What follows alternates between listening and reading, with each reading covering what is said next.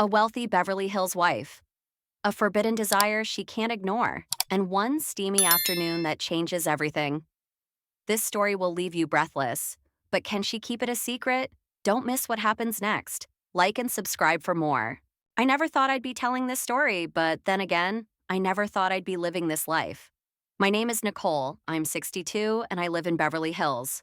It sounds glamorous, right? Big house, wealthy husband, expensive wines, and designer clothes.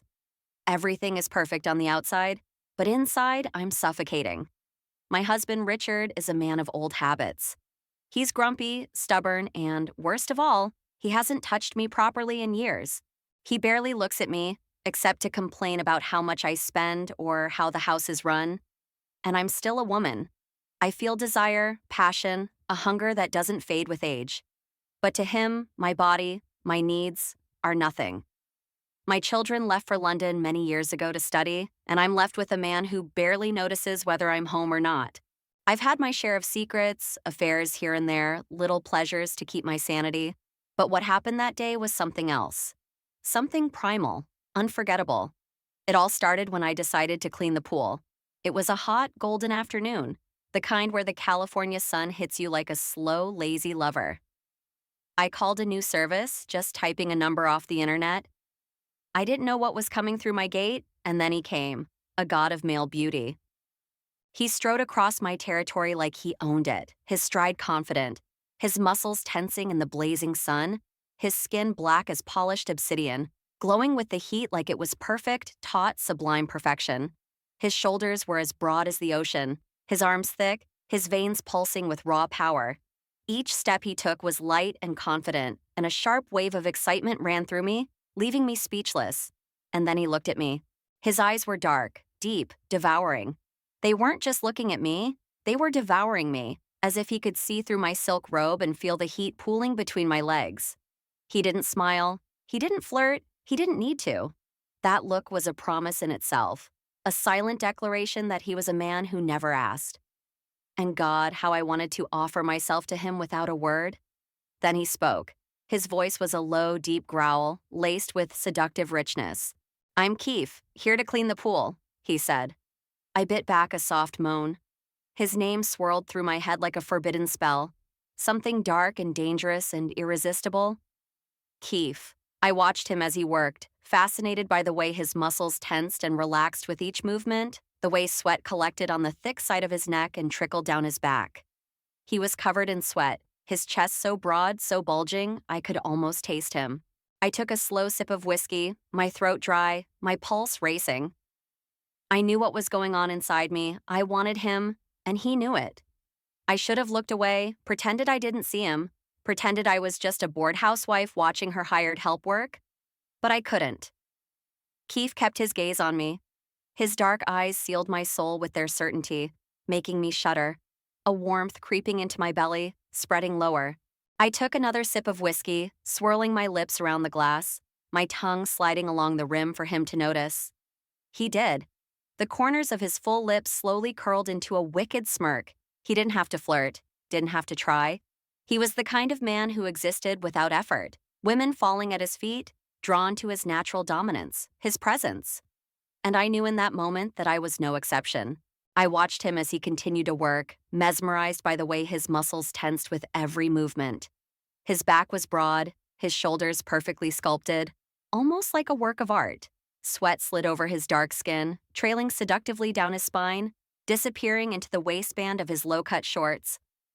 I imagined running my tongue over those glistening trails, and my pulse quickened even more.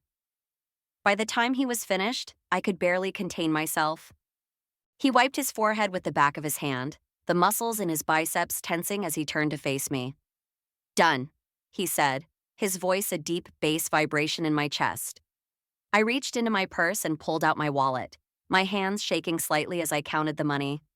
And without thinking, I gave him twice what he owed. He raised an eyebrow slightly, his expression unreadable. "That's too much," he said. I should have just smiled and told him to leave it at that. I should have left it at that. But the whiskey and the heat and the need inside me took over. Instead, I reached up, my fingers brushing across his bare chest, feeling the hard, hot muscle beneath my touch. I made a slow, deliberate gesture, running my finger over sweaty skin. Keith didn't move. He didn't flinch. He just watched me, and the air between us grew heavy, saturated with something electric, something irresistible. My breath came in ragged gasps as I looked up at him, my fingers still tracing his body. Maybe, I whispered. Is there something you could do to earn it? For the first time, he slowed. But it wasn't shyness. Men like Keith didn't feel that way. It was something else. Calculation, a decision made in that moment. His jaw tensed, his eyes darkened, and as soon as it happened, his hesitation was gone. Are you sure? He asked, his voice deeper, filled with heat. I exhaled nervously, feeling the last of my restraint dissolve. I didn't just want this. I needed it. Yes, I whispered. I took his hand, large, strong, calloused, and guided him inside. Not the bedroom, not the couch where my husband still slept, but the garage. And I let myself go. The garage smelled of old leather and polished metal, the scent of motor oil mingling with the faint scent of my perfume. The dim light cast long shadows across the sleek black sports car my husband treasured more than me. How symbolic. Keith followed me, his presence filling the space like a storm, rolling in with every step. My pulse was beating so hard I could hear it, deep and steady, like a drum in my ears. I turned and looked at him. The air between us was thick, heavy, electric. I could barely breathe. He towered over me, his massive frame radiating heat. His shirt was still off, his glistening chest rising and falling slowly and steadily. Every inch of him was chiseled, as if he'd been carved from pure strength, something raw and wild. His dark skin gleamed in the dim light, the definition of his muscles casting shadows that made my mouth go dry. I was aching with desire. The caliph's gaze slid slowly over my body, unhurried, deliberate. The way he looked at me was unlike anything I had experienced in years, maybe ever. No politeness, no hesitation, just hunger. Raw, pure, merciless hunger. He exhaled sharply, his jaw tightening. Turn around, he ordered.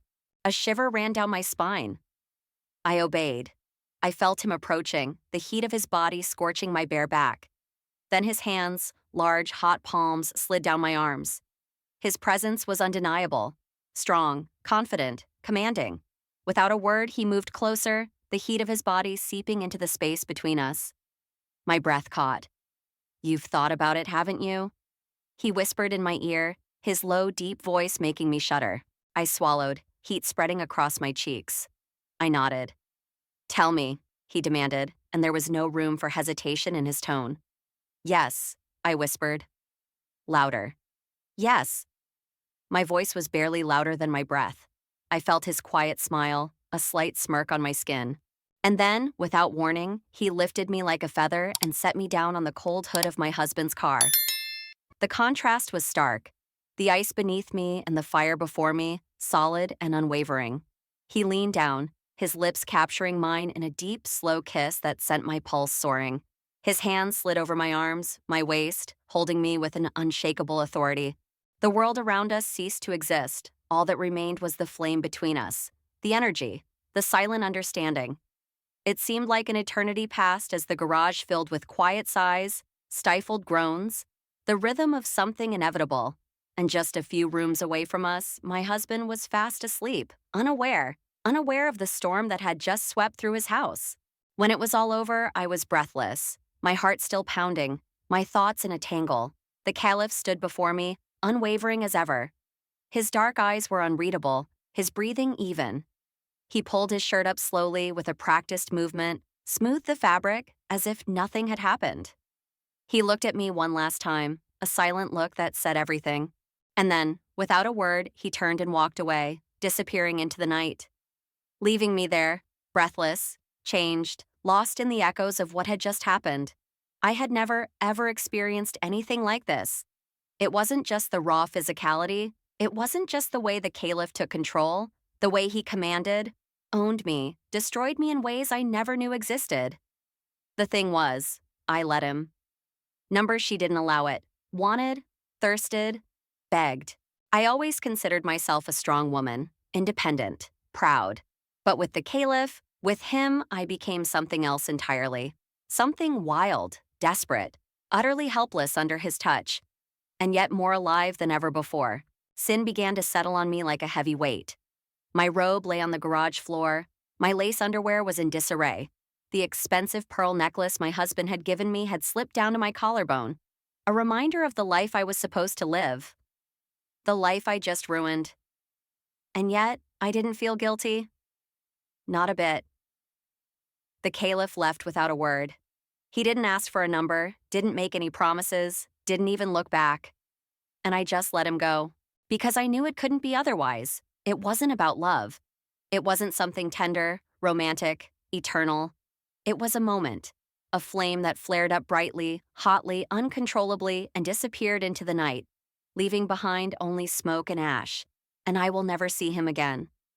I slid off the hood, my legs still shaking, my body aching so much it felt like a sin. I picked up my robe, threw it on, and headed back into the house. Silence. Dim lights. The husband was still asleep in the living room, his chest rising and falling in that slow, measured rhythm that had once brought comfort. Now he seemed like just a dim reminder of everything I had lost in him. I stood for a minute, watching. Will he wake up? Will he feel it? Will he realize that the woman he's ignored for years has just been completely and irrevocably destroyed by another man in his own garage? Will he notice how my skin still burns? How my breath catches at the memories? Number. Of course not, because he never noticed anything. That's why I did it, not to hurt, not even to betray. Because I was invisible for years, unloved, untouched. And that night they saw me. I walked past him without a word, without a look, and disappeared into the bedroom. The scent of Khalifa still lingered on my skin, on my lips, in the very air around me. And I didn't wash it off. Not tonight. Perhaps never. 6 months have passed. 6 months since that night when I allowed myself to be consumed, taken, destroyed. It's been 6 months since I learned what it meant to be desired with such naked, unfiltered need. And yet I still think about him. Caliph. His name stuck in my mind like the taste of forbidden fruit on my lips. I try to forget, but I can't. I try to push the memories away, but they are always there. In quiet moments, in the silence of the house, when my husband snores in the next room, in the reflection I catch in the mirror when I take off my robe for the night. I run my fingers over my own skin, remembering his touch. And it's never enough. I thought I could lock that night away in the depths of my memory, keep it as a secret, as a single sin, as a reckless weakness that could be buried in the past and never returned. But I was wrong. I was so wrong, because that night awakened something in me. Hunger. I'm thirsty. A need that only grows stronger over time, no matter how I tried to suppress it. I close my eyes and he's there, his dark, shiny skin beneath my fingers, the way his muscles tensed as he moved over me, the way his hands gripped my hips. Hard, possessive, like I belonged to him in that moment. And how I wanted to belong to him. My husband still doesn't notice. Not how I've changed, not how at night my body yearns for what he can never give me. I'm like a ghost in my own house, going through the motions, dressing in silk and diamonds, throwing charity galas, smiling on the outside while starving on the inside. I thought I could handle it. I thought one night would be enough. But no, I'm starving, and I know exactly what I need. I open the nightstand drawer, my fingers lingering only a moment before they find what they're looking for. A crumpled business card. His name, his number. I kept it, of course. I've never had the strength to throw it away. My heart pounds as I run my fingers over the numbers, memorizing them, letting the temptation consume me once more. I could call. I shouldn't. But I could. Just the thought of it sends heat through my body. Will he remember me? Will he want me? Will he take me again as fiercely, as mercilessly, as perfectly as he did then? I don't know. But I'll find out now. I squeeze the phone and dial the number. I bring it to my ear. My pulse is pounding in my temples. My breathing is ragged. Beep. 2, 3. And then a low, familiar voice comes through the speaker. Yes? I close my eyes, my body already trembling in anticipation. It's me, I whisper. Pause, and then this voice, calm, confident, knowing. Well, well, he mutters, and I can hear the smirk in his tone. I never thought I'd hear from you again, Mrs. Montgomery. His voice alone is enough to send a shiver down my spine. I swallow. I need you. Silence. Then a low, smiling chuckle. Yes, he says, and there's a dark certainty in his voice. That's what I thought. I clutch the phone tighter, my heart pounding. This is the point of no return. Slowly, trembling, I exhale. My husband went away for the weekend. Another pause, and again that damn laugh. Send me the address. I exhale, my pulse pounding in my throat. I don't hesitate. I don't analyze. I don't let the guilt seep in. I just type out the message and hit send. I look at the screen. I wait. I burn, knowing that she had just set something dangerous in motion. And then comes the answer. One word, one promise. On the way, and now the fire flares up again.